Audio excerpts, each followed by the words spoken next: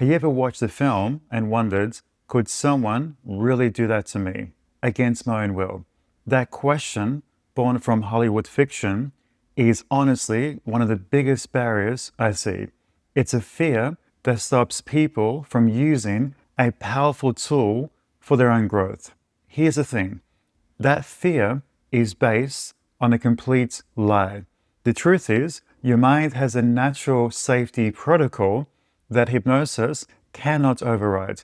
In this video, I'm not just going to tell you that. I'm also going to show you exactly how that built-in protection actually works and how it makes real hypnosis a journey you actively participate in, not one you're forced on. The real journey versus the Hollywood shortcut. So let's get into what Hollywood actually shows versus what really happens in hypnotherapy. In films, you'll see a character staring at a swirling teacup, like in Get Out, for example, or someone waving a watch. And suddenly, it's as if the person loses all self-control. Hollywood loves that idea. A hypnotist snaps their fingers and you're no longer yourself, just following orders. There's this dramatic suggestion that hypnosis is an instant switch that flips your mind off and hands the controls to somebody else. That's the kind of thing that makes people nervous about trying hypnotherapy. They'll say, I can't be hypnotized. What they usually mean is, I'm worried about losing control. It's a valid concern if all you know are those movie scenes.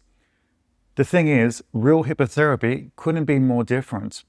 Instead of being about instant control or some kind of mechanical trigger, like a swirling spoon or a swinging watch, therapeutic hypnosis is about building rapport and using verbal guidance. Fixation devices might be used in stage acts, but in therapy, it's the connection and the conversation that truly matter.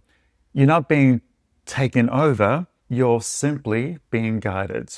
Think of it more like tuning a radio. The process is gradual and intentional. You and your therapist are working together to quiet the static and help you focus on what's important to you. There's no switch, no trick. You're always aware and you can stop the process at any time. You're the one choosing to engage and you can't be made to do anything against your core values or beliefs.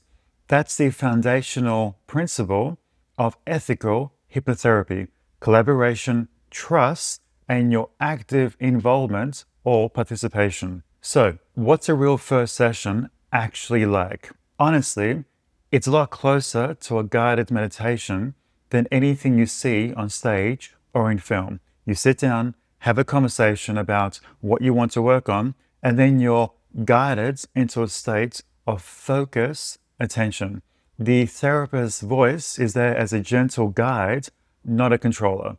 Those big stage shows or movies like Now You See Me, where people seem to go under in seconds, are pure entertainment. They rely on volunteers who are already open to suggestion and simply want to play along. Therapy, on the other hand, is about real change, and that takes time, trust, and your willingness to participate. Now, about memory. Films love to show hypnosis as this magical tool for perfect memory recall. You get scenes where someone's hypnotized and suddenly they can remember a license plate from decades ago with total clarity, as if their mind is a flawless video recorder.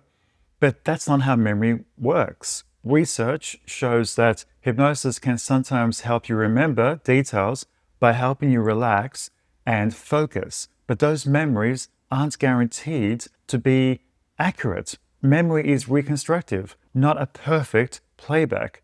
The risk is that, especially if someone is asking leading questions, you can end up with false memories. That's why, in real life, memories recovered under hypnosis are almost never admissible in court.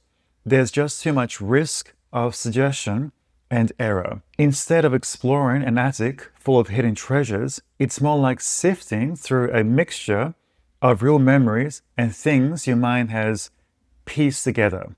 The questions you ask can mold, shape, color, and change what you do remember. And that's why hypnotherapists just have to be so careful. It's a tool for understanding yourself, not a way to find the absolute truth or evidence. Then there's the classic evil mind control trope. Films love to show hypnosis as a weapon. Think of those sleeper agent stories where someone's programmed to do something terrible. But real hypnotherapy couldn't be further from that.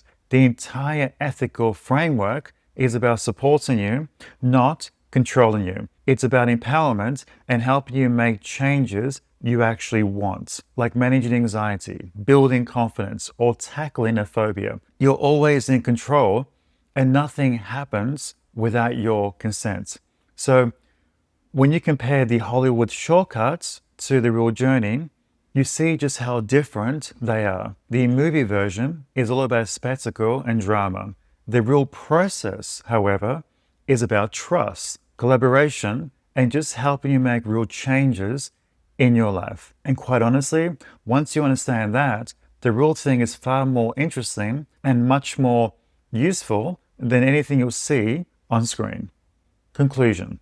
What actually matters is how hypnotherapy works in real life. It's not about mind control or losing yourself. It's about gaining valuable insights and working together with someone that you simply trust. The process is grounded in evidence and ethics. Research shows you can't be made to do anything against your moral code under hypnosis. That's a far cry from the dramatic movie scenes. Experts like Dr.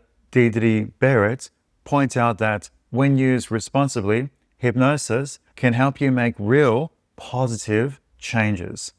If you ever felt stuck or wanted to try something new for personal growth, remember, real hypnosis is about choice, not control. This is Marco Cello. Thank you for watching.